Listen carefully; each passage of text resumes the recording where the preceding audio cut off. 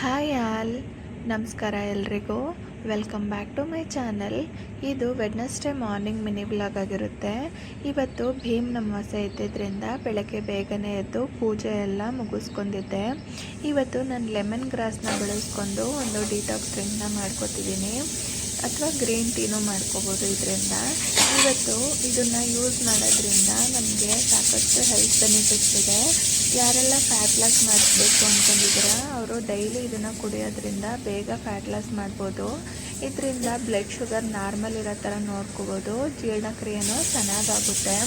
ನನ್ನ ಹಸ್ಬೆಂಡಿಗೆ ಸ್ವಲ್ಪ ಹನಿನ ಮಿಕ್ಸ್ ಮಾಡಿ ಕೊಡ್ತಿದ್ದೀನಿ. ನಾನು ಹಂಗೆ ಪ್ಲೇನ್ ಕುಡಿತಿದ್ದೀನಿ.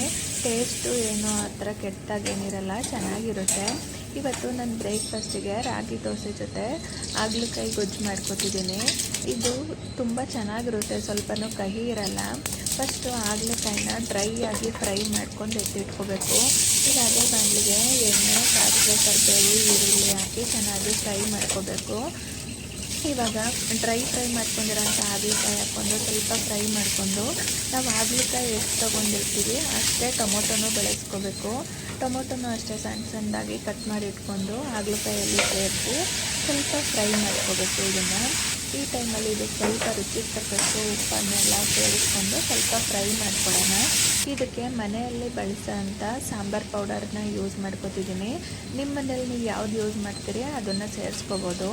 ಮತ್ತು ಇದಕ್ಕೊಂದು ಸ್ಪೂನಷ್ಟು ಬೆಲ್ಲ ಹಾಕಿ ಗೊಜ್ಜುಗೆ ಬೇಕಾಗಿರೋಷ್ಟು ನೀರನ್ನ ಸೇರಿಸ್ಕೊಂಡು ಚೆನ್ನಾಗಿ ಬೇಯಿಸ್ಕೊಂಡ್ರೆ ಈ ಗೊಜ್ಜು ರೆಡಿ ಆಯಿತು. ಟೇಸ್ಟ್ ಚೆನ್ನಾಗಿರುತ್ತೆ, ಒಂದ್ಸರಿ ಟ್ರೈ ಮಾಡಿ. ಇವತ್ತು ನನ್ನ ಮಗಳು ಬಾಕ್ಸಿಗೆ ರಾಗಿ ದೋಸೆ ಮತ್ತು ಹಾಗಲಕಾಯಿ ಗೊಜ್ಜು, ಸ್ನ್ಯಾಕ್ಸಿಗೆ ಲಿಚ್ಚಿ ಹಾಕಿದ್ದೆ. Thank you for watching my video. Please like ಮಾಡಿ, ಸಬ್ಸ್ಕ್ರೈಬ್ ಮಾಡಿ. Thank you.